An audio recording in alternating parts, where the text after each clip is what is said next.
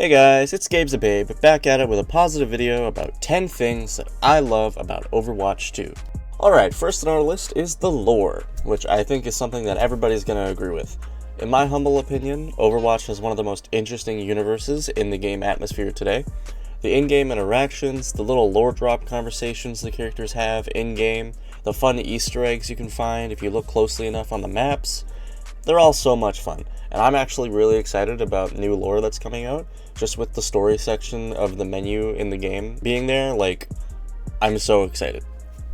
Coming in at number 2 is something that might just be personal to me, but the second thing that I absolutely love about the game is the differences in the community that we have. And I know that Overwatch is known for having a pretty toxic community, but as someone who's played in almost every rank, I love it.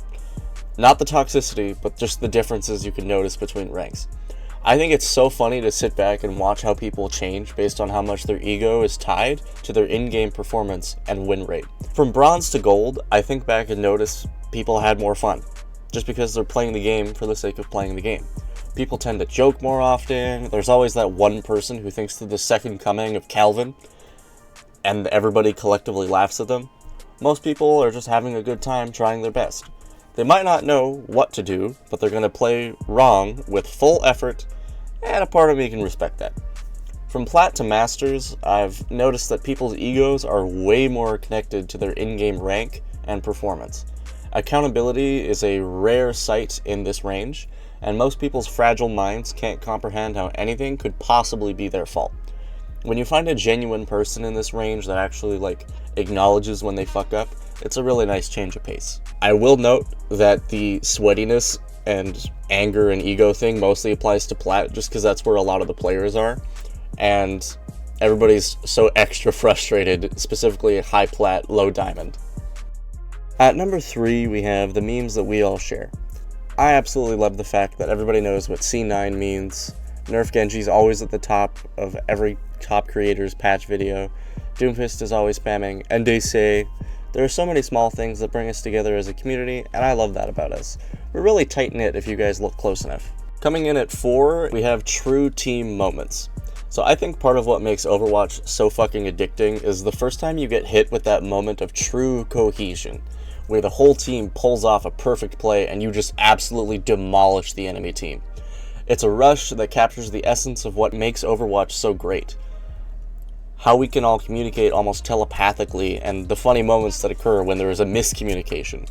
It's something that allows you to sit back and not take everything so seriously. Alright, next at number 5, we have the devs' willingness to try new things. I love the cool new modes that we've gotten lately. I liked Haunted Masquerade. Stadium and Stadium Quick Play are an awesome time. You can say a lot of things about the devs, but you can't say that they're stagnant. And I love that they're willing to listen to the community lately and try out new things. I think Vendetta is evidence that they've taken things from previous experiments and are putting it into actual heroes in-game. Number 6 might be more of a personal one, but I love the mind games. So, the mind games you can play with the enemy team is my favorite part of the game. Whether it's psyching out enemy supports, dominating the mind of an opposing tank, crushing a team on Genji so much that they all counter-swap, it's a great time. I love screwing with the enemy team and playing mind games and just making people either have a hard time, have a great time. It's fun. The psychological aspect of Overwatch is my personal favorite part. Number 7 is the fun character designs.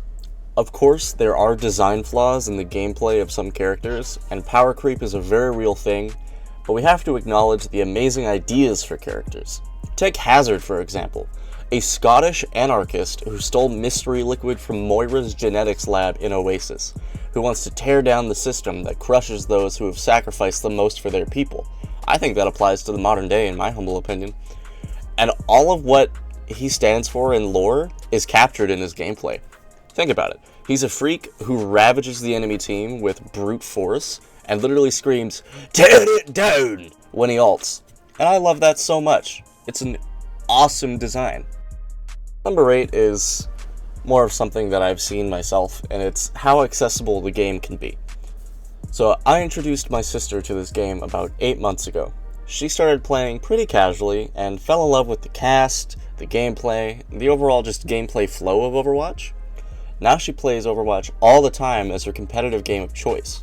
Overwatch has something for everybody, and I think anybody can hop on and find a character that they can see just a little bit of themselves in, which makes it possible for even normies to enjoy.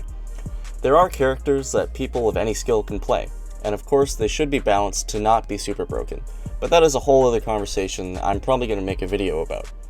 Overall, Overwatch is a pleasantly accessible game I've seen even boomers enjoy, and if boomers can enjoy it, it's pretty goddamn accessible. Alright, number 9 is a hella opinion piece, but I fucking love Aaron Keller, okay? So far, I think Aaron is doing a better job as game director than Jeff Kaplan ever did.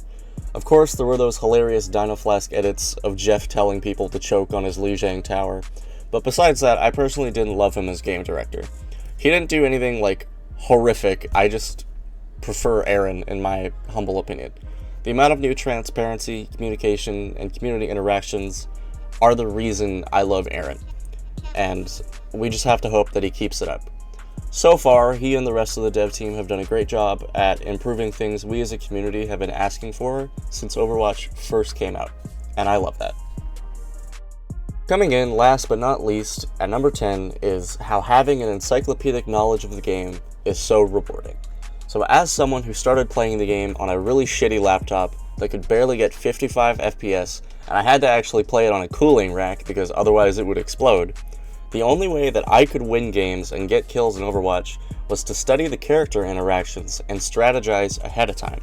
I started winning more frequently and actually managed to get to gold on that laptop, which was pretty cool. But now I play on a $1,000 PC that I saved up for and built myself. I do much better in-game now, obviously, but I wouldn't be as good as I am if I hadn't spent all that time studying the game back then. This doesn't mean you can't play the game and learn yourself. It's what my sister did, and she loved that process. But for me, I like studying when I had nothing to do and using it in-game to great success.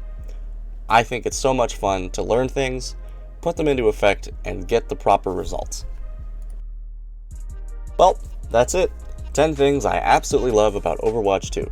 If there is anything you love about the game that I didn't mention, feel free to leave a comment, as they help me out as a small-time creator. I love you guys, and I'll see you in the next video.